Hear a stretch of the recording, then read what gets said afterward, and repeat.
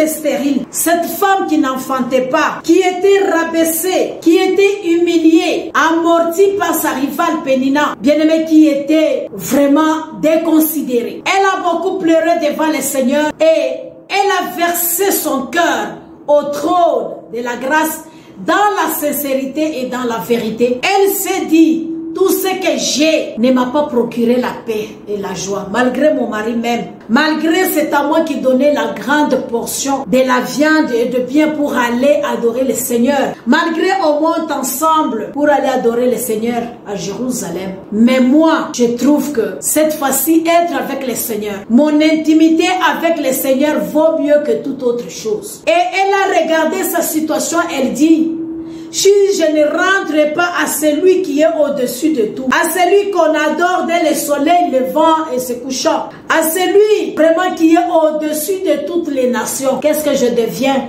et qu'est-ce que j'aurai? Ma situation restera la même. Alors elle a dit, j'ai beaucoup pleuré, mais qu'est-ce que le pleur m'a apporté? Rien du tout. Je voudrais dire à toi qui es enfermé dans ta maison, à toi qui refuses d'aller à l'église, à toi qui es là en train de pleurer parce que ta situation n'a pas changé ou ta situation s'empire, ou bien tu ne trouves pas de réconfort que tu cherches auprès des hommes.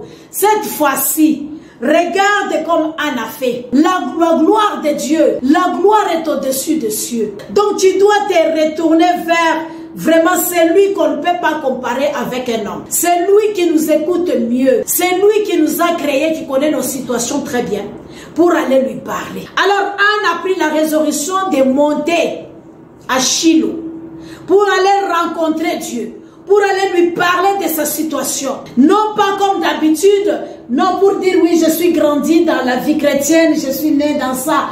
Non, ce n'est pas une vie religieuse, mais c'est un problème de relation avec Dieu. Elle a pris la décision d'aller rencontrer son Dieu. Le Dieu là, quand nous les rencontrons, ce n'est pas parce que je suis mariée que je prie.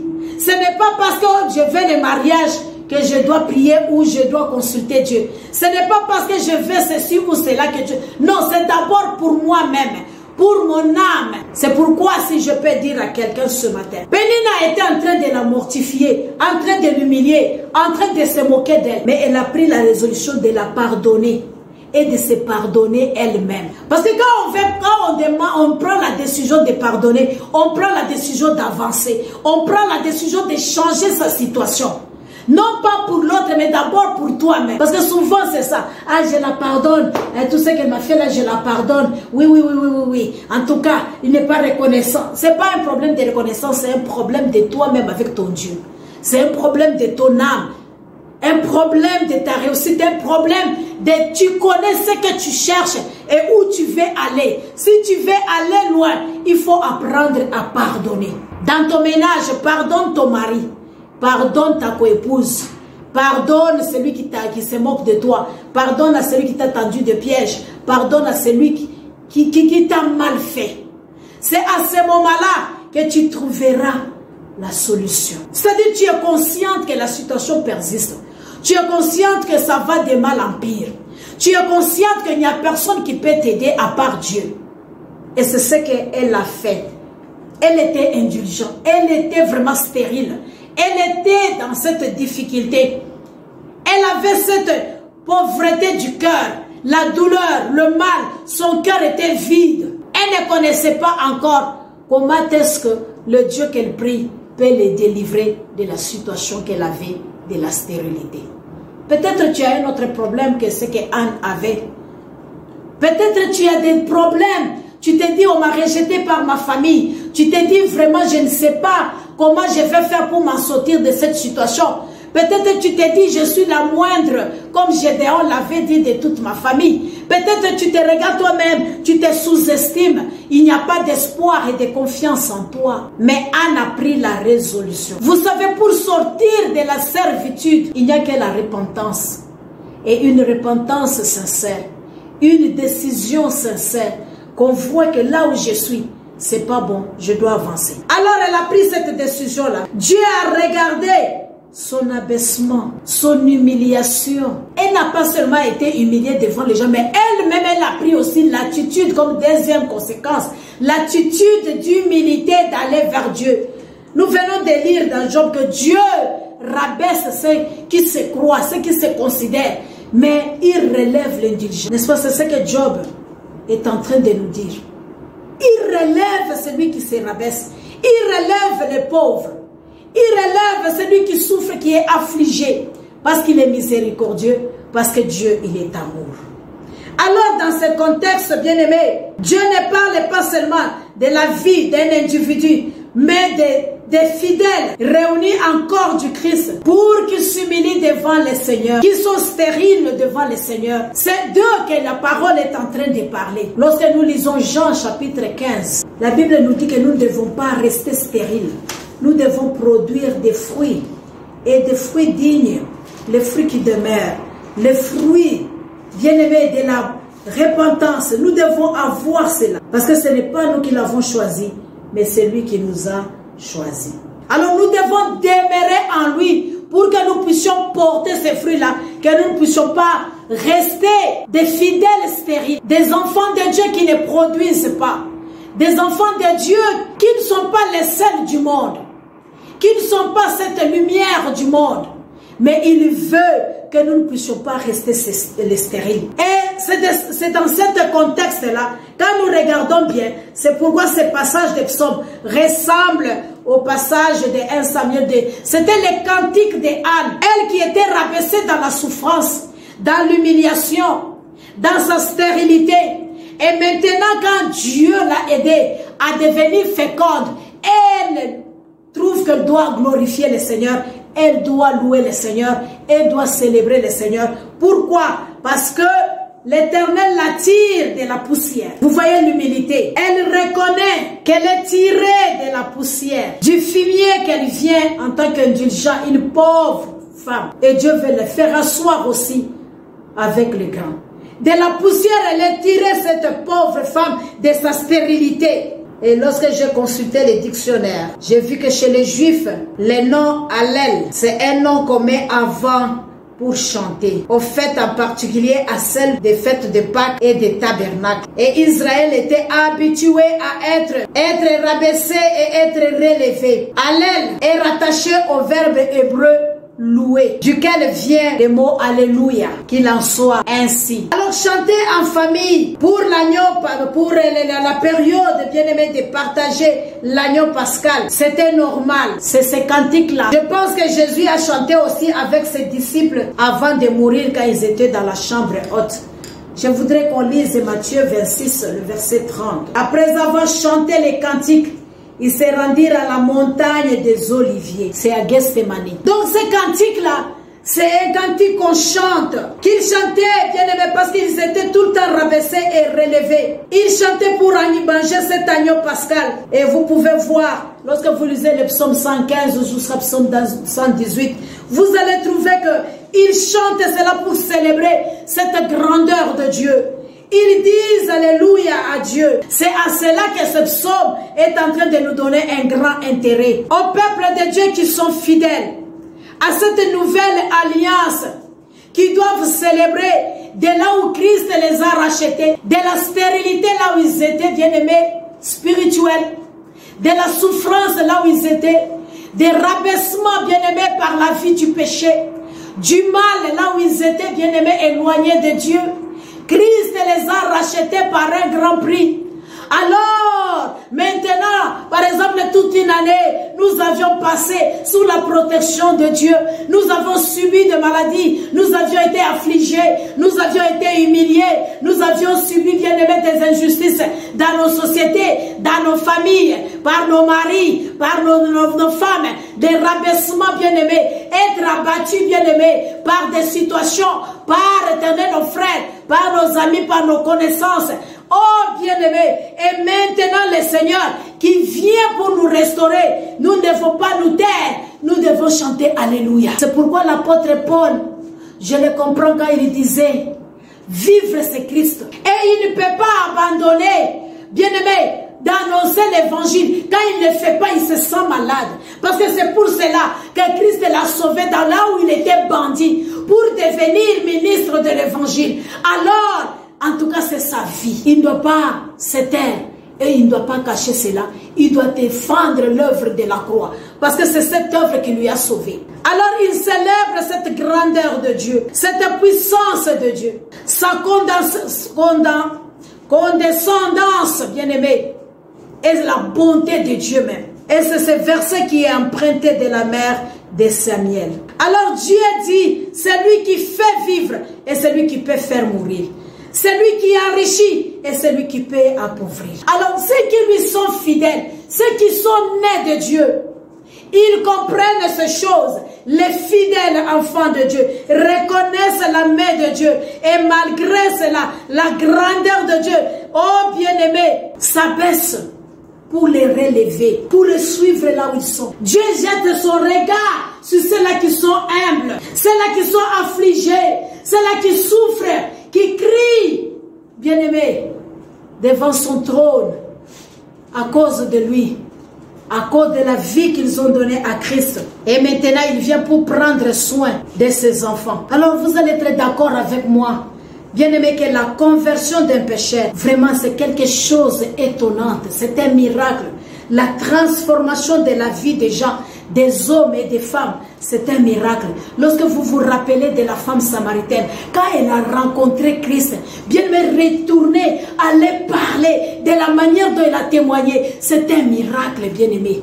Dieu, dans son abaissement, elle a vu cette femme-là dans cet état de rabaissement. Elle a vu dans la souffrance.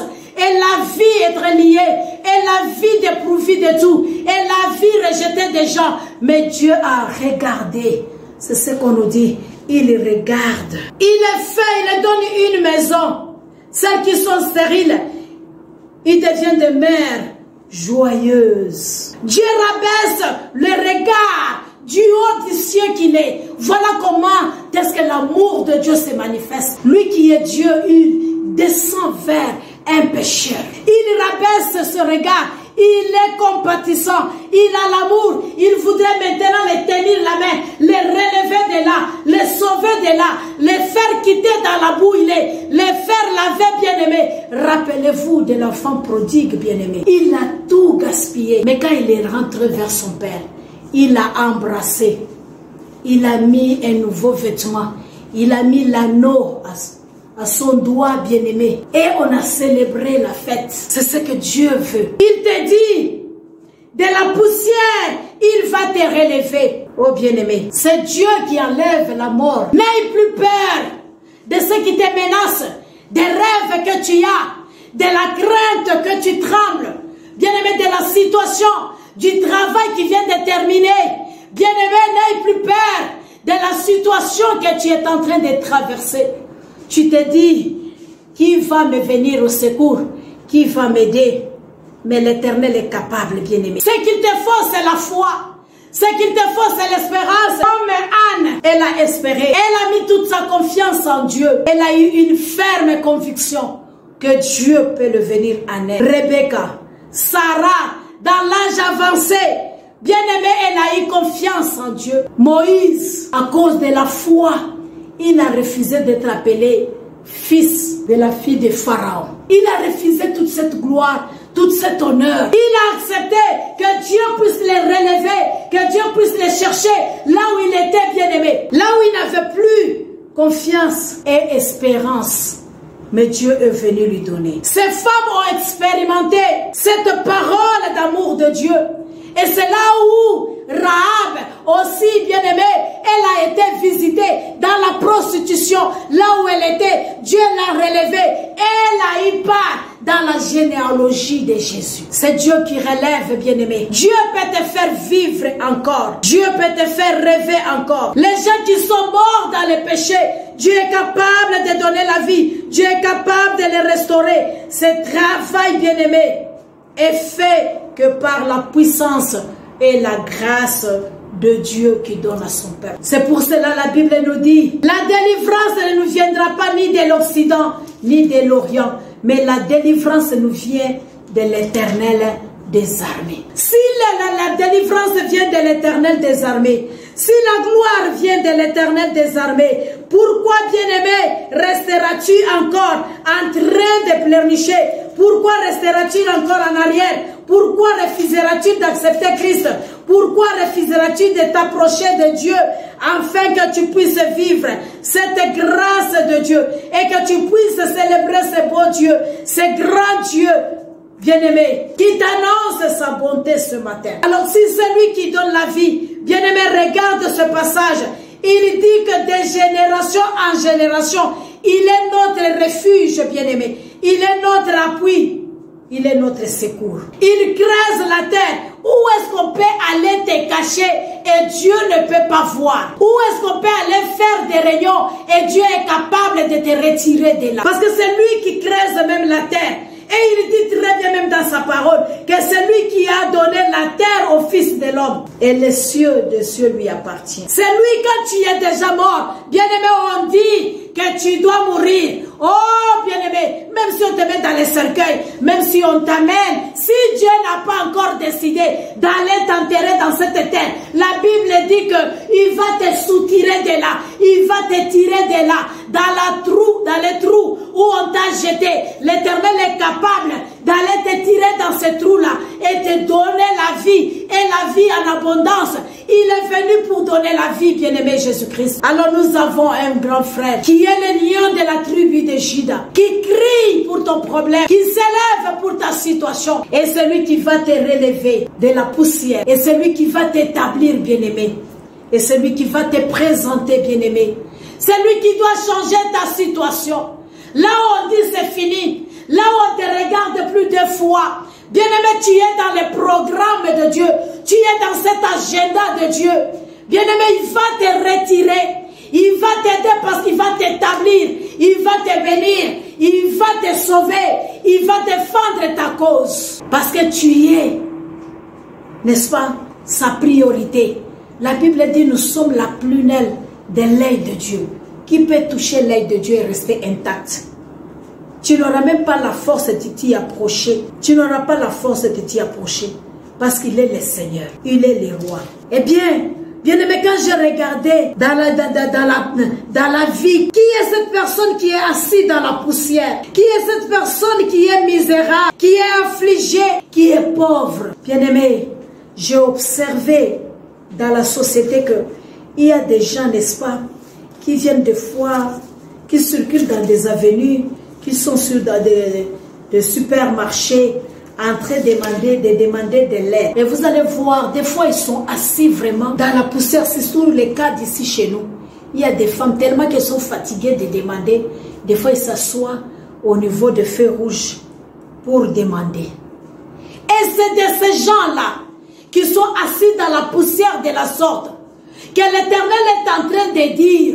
Les gens regardent la poussière. Les gens voient qu'il n'a pas d'espoir. Les gens voient que la vie ne peut pas changer.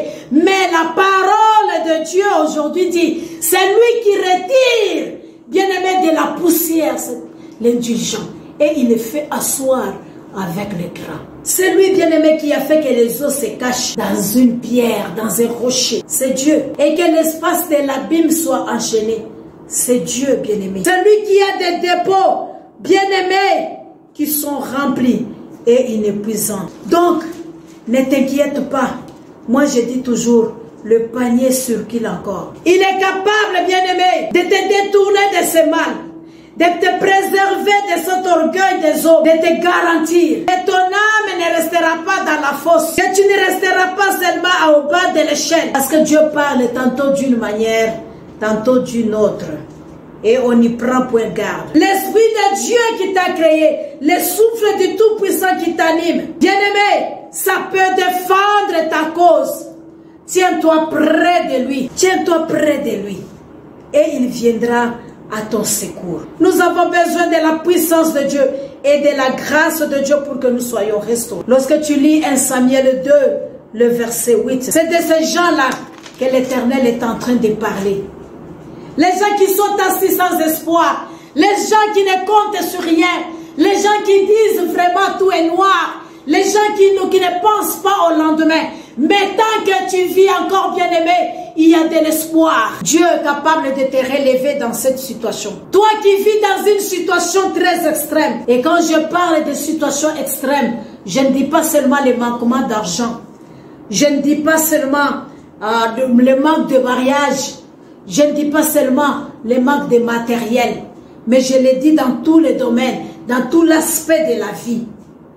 Surtout l'aspect aussi spirituel. Ceux qui ne sont pas sensibles aux choses de Dieu, ceux qui vivent des humiliations parce qu'ils sont enfants de Dieu, ceux qui voient certaines portes fermées parce qu'ils ont commencé à prier, ils ont commencé à suivre Christ, alors que cela ne vous décourage pas. Nous aurons toujours des oppositions. Nous aurons toujours les gens qui vont nous rejeter. Parce qu'il faut le savoir qu'on ne sera pas aimé par tout le monde, qu'on ne sera pas accepté par tout le monde, nous ne serons pas appréciés par tout le monde. Ça c'est vrai. Mais ce qui est important, c'est Dieu qui est en toi. Ce que tu vis avec ton Dieu, l'expérience que tu as avec ton Dieu. Ce qui importe, c'est ton intimité avec Dieu. Ce qui importe, que Dieu t'aime plus que toute autre chose. Et que tu as de la valeur à ses yeux. Et qu'il pense, bien-aimé, à te faire du bien. Et personne ne peut empêcher ce bien-là de t'arriver. Je parle à ceux-là qui pleurent sur leur couche, qui disent, Seigneur, jusqu'à quand je pleurerai dans cette situation? Jusqu'à quand tu sauveras mes enfants? Jusqu'à quand tu béniras ma maison? Jusqu'à quand tu transformeras ma vie? Jusqu'à quand tu béniras ma vie? Jusqu'à quand cet opprobre sautera sur moi? Cette honte et cette humiliation?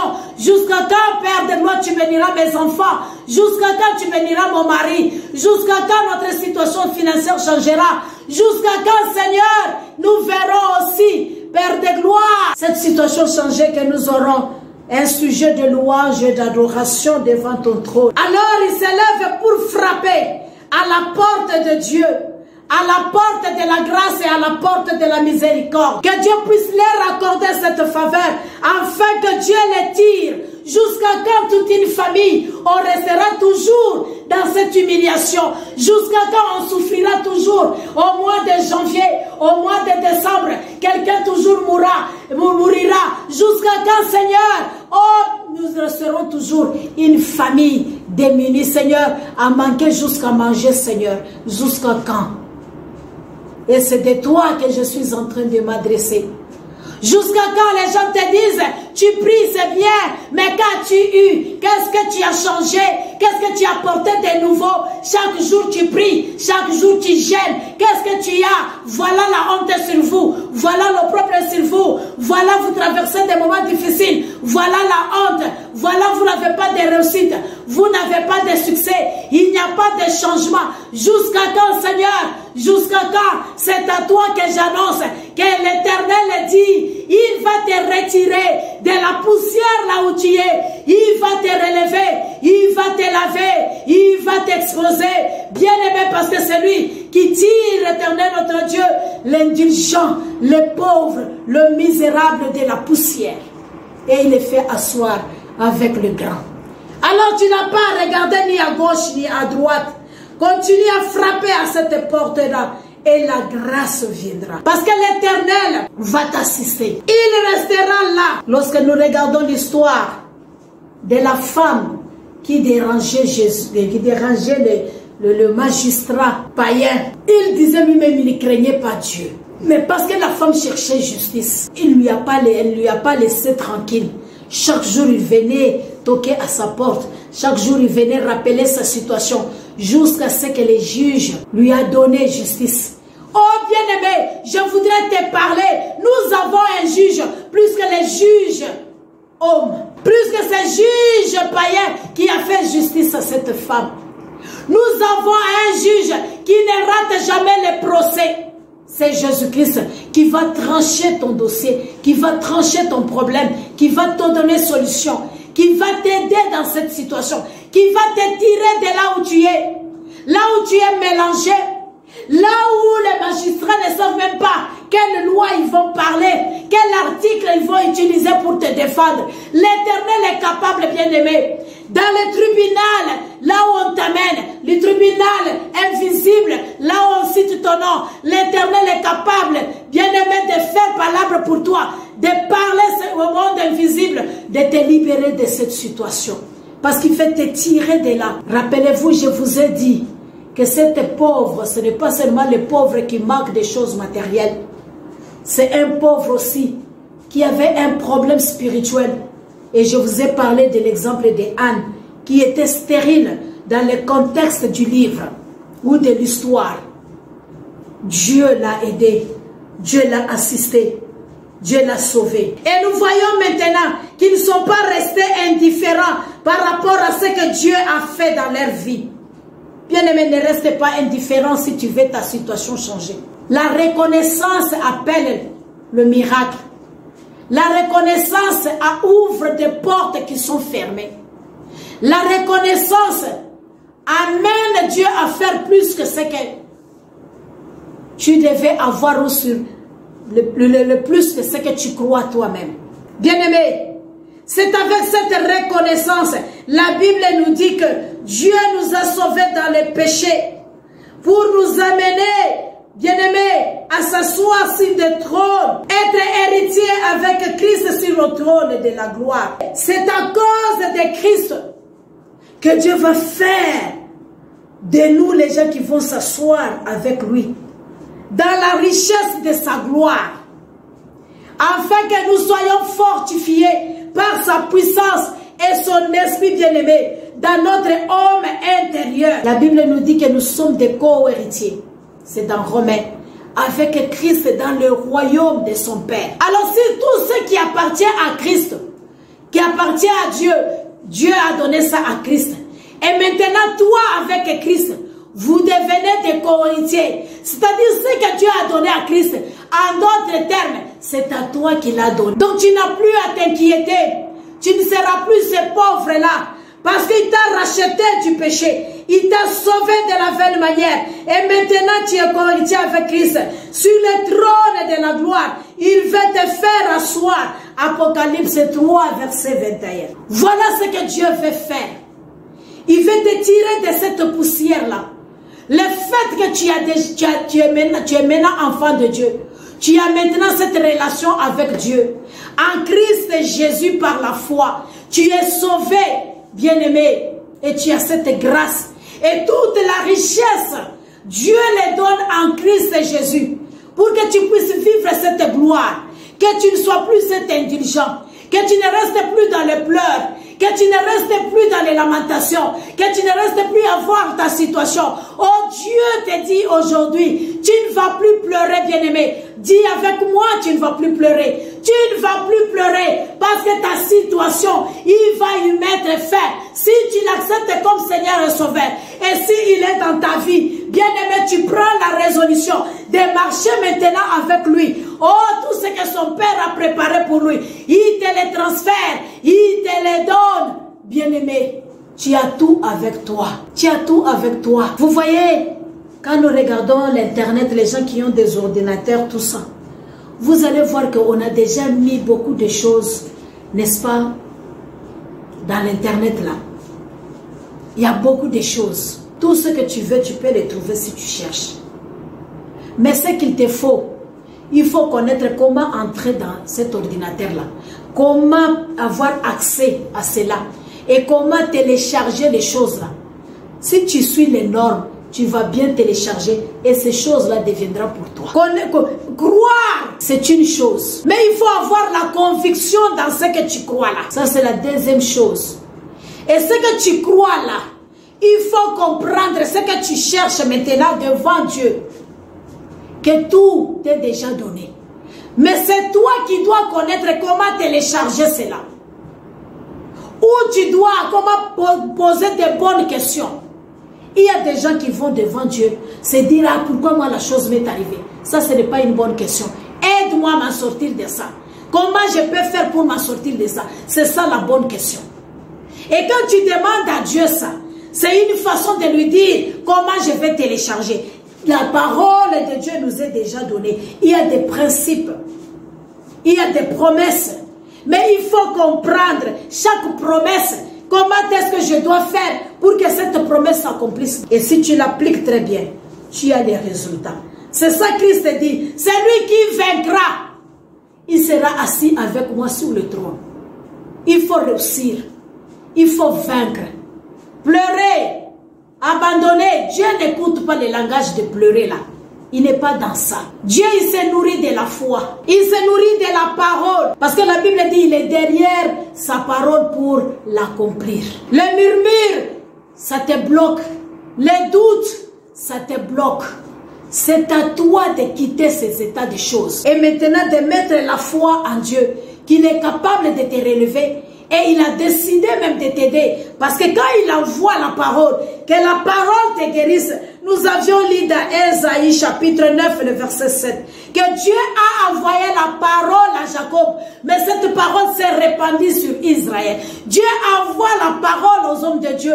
Mais cette parole doit se répandre sur nous tous. Que nous puissions la comprendre. Que cette parole nous amène les remords. Cette parole nous amène la délivrance. Cette parole nous relève, bien-aimés, nous faire quitter la servitude, nous libère des chaînes, que cette parole nous donne accès à des portes qui sont fermées, que cette parole nous relève, nous recommande là où nous pouvons arriver, là où nous voulons entrer et là où nous voulons faire des choses avec le Seigneur, que ça nous booste, que ça puisse nous relever. C'est la parole de Dieu. Alors elle est puissante. C'est ça la providence de Dieu. Et il nous a dit que cette providence-là, il le met sur le pilier qui soutient,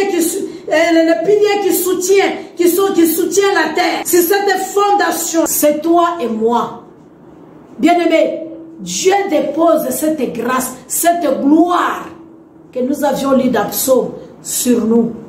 Et que le monde doit voir maintenant cette gloire de Dieu là sur nous. Alors, nous sommes bien-aimés, les témoins bien-aimés de la gloire de Dieu. Pour être témoin, c'est-à-dire tu as expérimenté, tu as vécu, tu as vu. C'est à ce moment-là que tu peux témoigner cette gloire de Dieu. C'est à ce moment-là que les gens vont voir et dire c'est la gloire de Dieu. Et j'ai aimé le passage qu'on a lu, on a dit que c'est du monde. Quand ils verront, ils vont dire, c'est dans Éphésiens, n'est-ce pas, chapitre 3. Ils vont dire que leur Dieu est puissant. Ils vont glorifier ton nom. Et nous avions lu aussi dans Néhémie, chapitre 12, je pense, chapitre 10. On dit que quand les gens ont vu le Dieu de Néhémie, comme Néhémie a bâti, Néhémie a construit, bien aimé, il a restauré aussi la vie de ses frères, en plaidant pour leur cause, en parlant aux autorités, en établissant les sacerdoces, en appelant les gens à la repentance, à se confier à Dieu, à refuser des mariages illicites, les mariages mixtes. Ils ont donné leur vie à Dieu totalement. Ils se sont détournés de ce Dieu étranger. Bien-aimés, on dit, quand les Sambala et les Tobija, ils ont vu, quand les ennemis ont vu, ils ont glorifié le Dieu de Néhémie. Donc quand l'ennemi verra, il dira certainement, Dieu est avec toi. C'est à toi de t'élever. C'est à toi de t'attacher au Seigneur. Je tends vers la fin, bien-aimé. Nous allons lire Zacharie. Je suis en train de te parler que le Seigneur est capable de te retirer de là où tu es. Il est capable de changer ta situation. Il est capable, bien-aimé, d'enlever la honte et l'opprobre, de t'essuyer les larmes. Il est capable, bien-aimé, de te vêtir, de te présenter. Il est capable de te relever. Il est capable de t'exposer. Il est capable, bien-aimé, parce que l'élévation vient de lui. Ça ne vient pas des hommes. Ce n'est pas le fait que nous nous connaissons avec les gens que nous serons relevés. Ce n'est pas le fait que nous faisons comme les gens font que nous serons relevés. Ce n'est pas le fait que nous imitons ceux qui nous ont devancés que nous serons relevés. Ce n'est pas le fait, bien-aimé, que nous prions, mais c'est le fait d'être avec Dieu.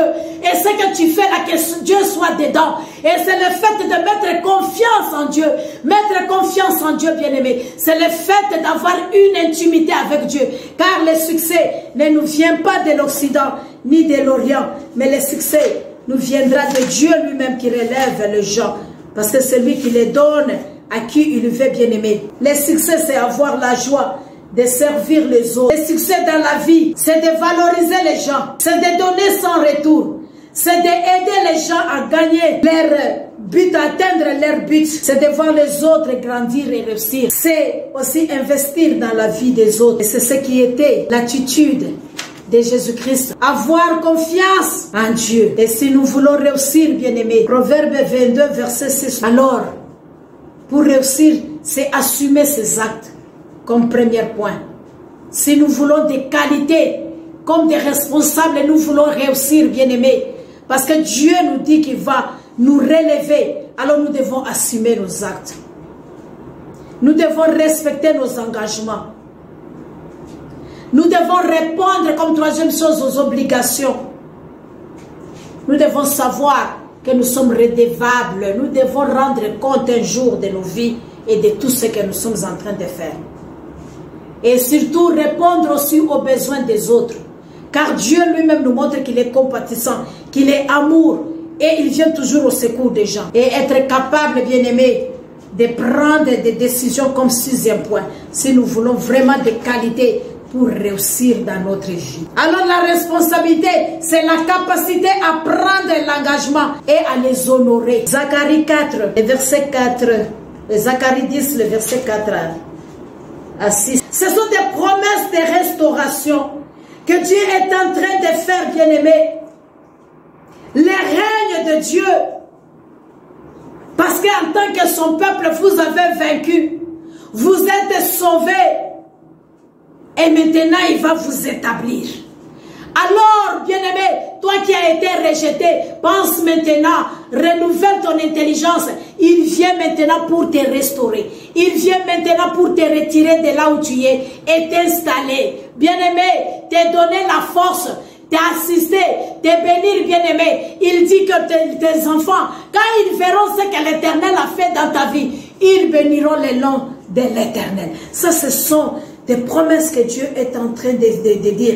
Il va anéantir l'ennemi. Il va te supporter, bien-aimé, toi. Il va te protéger, oh bien-aimé. Et ceux qui sont sur les chameaux, il dit, les chevaux, ils seront couverts de honte. Ceux qui seront montés, ils vont descendre. C'est ce que Dieu dit. Quand quelqu'un se fait monter de lui-même, Dieu va le faire descendre. Parce que Dieu, il fait grâce aux humbles. Ceux qui sont orgueilleux, qui se sous-estiment, qui peuvent faire tout d'eux-mêmes, sans compter sur Dieu, Dieu les rabaisse. C'est pourquoi il nous dit que nous ne devons pas avoir une haute estime de nous-mêmes. Croire que nous sommes arrivés, croire que nous avons tout, croire que nous pouvons tout, croire que nous sommes capables. Non, nous avons besoin des autres. Et nous avons besoin de Dieu, surtout de Dieu, qui nous aide dans ce que nous sommes en train de faire. Nous confier à lui, compter sur lui. Parce que s'il dit que la personne meurt aujourd'hui, va mourir. S'il dit que la personne est la vie, il aura la vie. Et j'aime souvent le pasteur Kassongo, il dit, dans un stade, il y a plusieurs sifflets. Mais c'est le sifflet de l'arbitre principal qui est très important. Dans ta vie, bien-aimée, tout le monde peut parler, tout le monde peut t'haïr, tout le monde peut te rejeter, tout le monde peut dire, souhaiter même que c'est ta fin. Mais c'est le dernier mot de Dieu qui compte. Tant que Dieu n'a pas encore dit un mot, oublie ces gens-là. Contente-toi de Dieu. Crains Dieu. Ne méprise pas les hommes. Mais ne suis pas ce qu'ils disent. Focalise-toi. C'est ce que Dieu te dit. Cherche-le de tout ton cœur. Et il sera trouvé. Parce qu'il dit, il va te relever. Et comme je t'ai dit avant, tu es le seul du monde. Le monde attend de toi. Il attend voir la manifestation de Dieu. Il entend comprendre qui est Dieu. Il attend voir la gloire de Dieu. Mais Dieu passera par toi. Dieu passera par toi. Cette restauration-là, Dieu ne le fait pas au hasard. Cet relèvement-là, Dieu ne le fait pas au hasard. Cette grâce-là, Dieu ne le fait pas pour le plaisir. Mais il veut que les gens puissent voir sa gloire à travers toi. Et il continue à te considérer comme ce pilier-là de l'église ou de la maison de Dieu, de la nation, sur qui la gloire de Dieu va être manifeste, bien-aimé. Révélation, Apocalypse 3, verset 12. Oh, bien-aimé, c'est seulement ceux-là qui vont vaincre. C'est-à-dire ceux-là qui vont abandonner, ceux qui se découragent, ceux qui sont toujours en train de pleurer au lieu de compter sur la grâce de Dieu, au lieu de s'attendre au relèvement, au lieu de se dire que Dieu va les visiter, ils n'auront pas cette grâce. Et les noms de la Nouvelle Jérusalem, les noms nouveaux de Jésus, ne sera pas écrit sur leur front. Pourquoi? Parce que ils sont des lâches, ils ont abandonné, ils se sont découragés. La grâce de Dieu sera sur ceux-là qui aiment Dieu. Lorsque tu lis Jérémie 30, le verset 15. Oh bien-aimé, je t'exhorte à chercher Dieu. Je t'exhorte à venir auprès de Dieu. Je t'exhorte à compter sur Dieu, à regarder à Dieu, afin qu'il abaisse son regard sur toi, pour qu'il puisse te relever, et que ce qu'il promet ici, que tu puisses te multiplier, que tu aies des actions de grâce, des cris de joie. C'est pourquoi je t'ai dit, tu ne vas pas pleurer, tu ne vas pas pleurer, parce que Dieu est avec toi. Dieu va te relever, et le cri de joie sortira de toi. Le cri de jouissance, bien-aimé, il va te consoler, il va lever la honte et l'opprobre, il va te présenter bien-aimé. S'il te rejette, lui, il te recueille. Tu deviens son enfant bien-aimé. Et Ésaïe 30, le verset 19. Oh, ne t'étais pas. Bien-aimé, prends la résolution d'aller dans la présence de Dieu, comme Anne l'a fait. Prends la résolution de venir, bien-aimé, à Shiloh. Tu as pris une bonne décision. Tu es à un bon endroit, bien-aimé. Dieu ne te laissera pas pleurer. Il va te consoler, bien-aimé. Il va t'essuyer les larmes, bien-aimé. Oh, il ne te frappera plus, bien-aimé. Il te dit clairement, tu ne vas plus pleurer, bien-aimé. Il te fera grâce.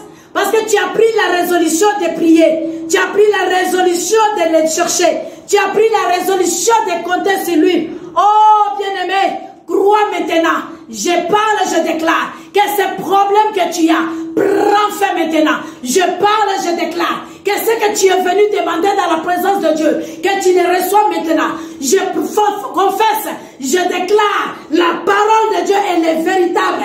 Que l'Éternel soit ton secours. Oh bien-aimé, finis maintenant le temps de tourner en rond. Au nom de Jésus-Christ, finis maintenant le temps, bien-aimé, de pleurer. Que l'Éternel jette son regard sur toi. Qui te relève, bien-aimé, dans le nom puissant de Jésus-Christ.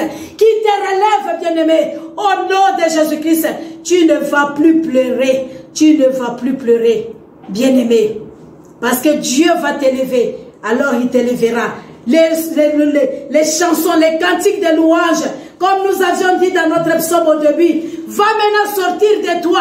Parce que l'Éternel est ton secours. L'Éternel est ton refuge. L'Éternel est ton appui. Oh bien-aimé, dans le nom de Jésus-Christ, dans le nom de Jésus-Christ, que tu vives cette grâce.